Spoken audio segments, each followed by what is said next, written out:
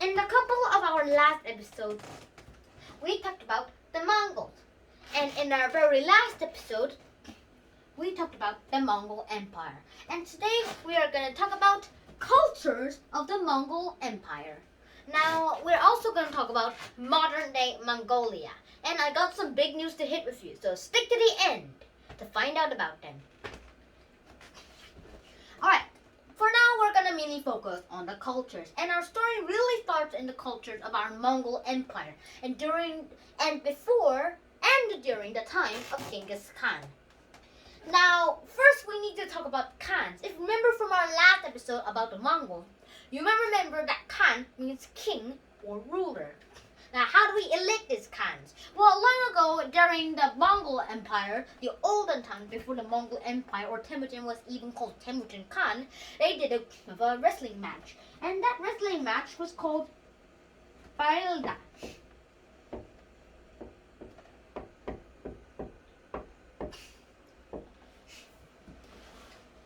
And today we have a modern-day wrestling Mongolian match, and it is called Buku.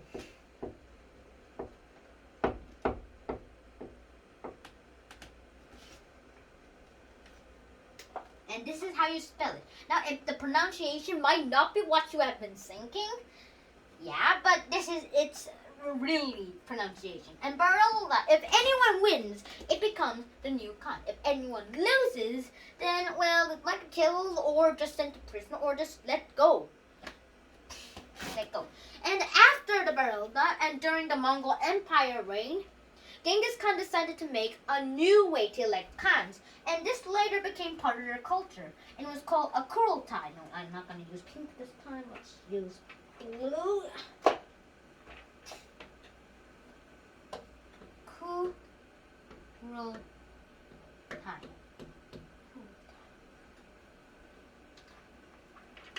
And speaking of Kurultais, the first Kurultai ever was to elect who will be a Khan. And the competitors were Genghis Khan himself versus his blood brother Jemuka.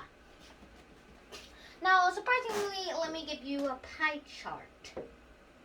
Now, Jemuka was from a small but big noble family, and Genghis Khan wasn't descended from a special thing, to be honest. But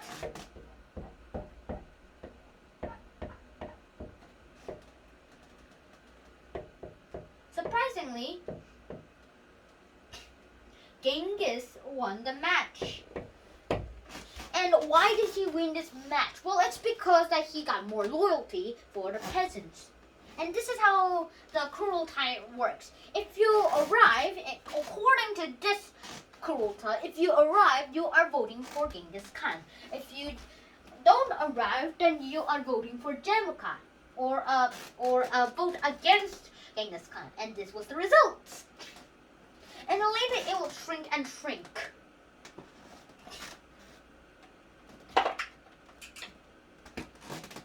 Now that we covered this up, let's get into some games. Now, some traditional games of the Mongols were kind of like board games. Now, it's not like chess if you're thinking that. Well, they did according to some Google pictures that I found on Google, they did have some chess games. But exactly that, the most famous one was this board game. Now, it kind of acts like a normal board game, and instead of dice, like how we do it today, they use the dice as ankle bones of animals. And my ankle bone is right here. Nah, I'm not going to show it. And they are from horses, sheep, and cows. And there are decidedly four types of ankle bones as dice.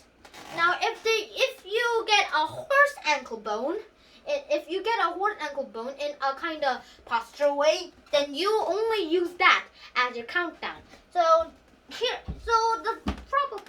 this line that I drew is represented by bones, real bones, and this is like a finishing line. And then you mark some player bones. I'm choosing 4. Player bones. I'm choosing 4.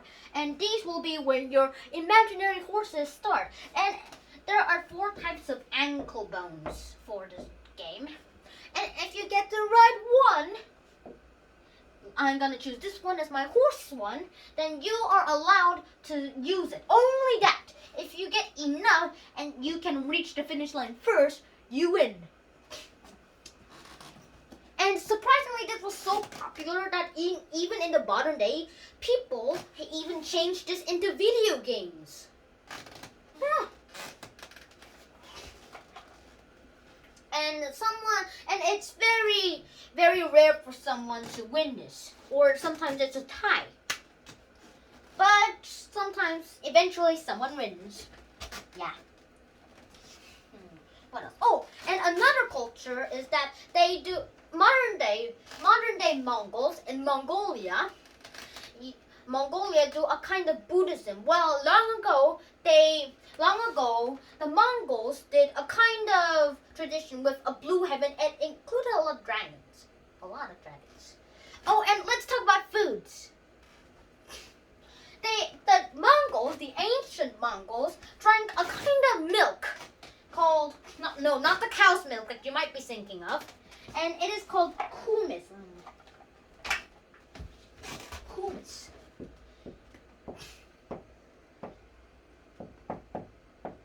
And surprisingly, it is fermented mare's milk. I never drank kumis ever in my whole life. But I heard that kumis kind of tastes like chicken. I hope that's a joke. And really, that was a joke. And kumis is not like the milk that you might think of, like cow's milk. It's fermented mare's milk. It is also part yak milk. It is also part goat milk and a lot of others. It has a lot of ingredients. It has hopefully a lot of milk, but no cow's milk. And they sleep in special tents, not like the tents you might think of. And they sleep in special tents called yurts. Wait a minute. Yurts. And they kind of look like this. And it takes kind of like days to make a yurt after you camp out. And there's a little hole in the roof of the yurt so that sunlight can pour in. And that's how they get light. Even though there's no electricity, the nomads got to use the sunlight. Yay! And this is yurts is where the barilda is done to get the kind of wrestling match for a khan. It's often done in yurts. And it is the nomad's home. Yeah.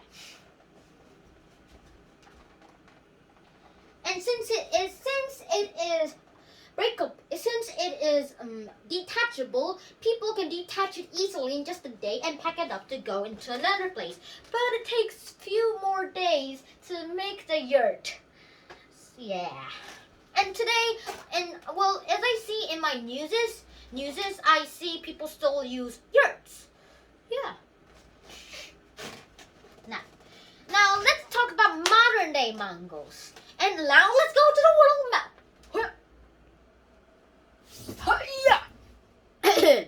Now let's talk about modern day Mongolia.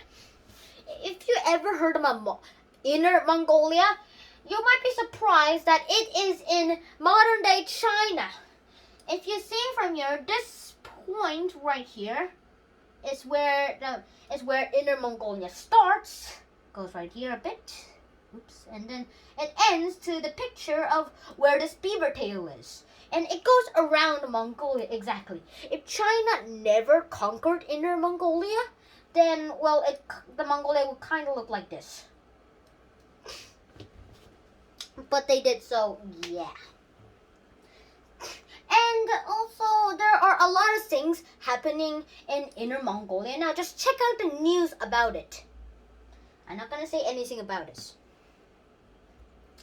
Oh, and I heard recently that in this year, 2020, the Mongolian government will decide to change the Mongolians changed their language lots of times. They even use the Latin. They even use runes from the Vikings. They also use Latin, the alphabet. Well, that was surprising. But now in 2020 they decided to change it back to their original Mongolian. And well, that's how they're gonna do it. And just check out the news for that too. Well, that's it for today. And if you are wondering more about this Inner Mongolian stuff and the language thing, the official language becoming Mongolian, check it out on the news. And I'll see you next time. Shinhan, bye!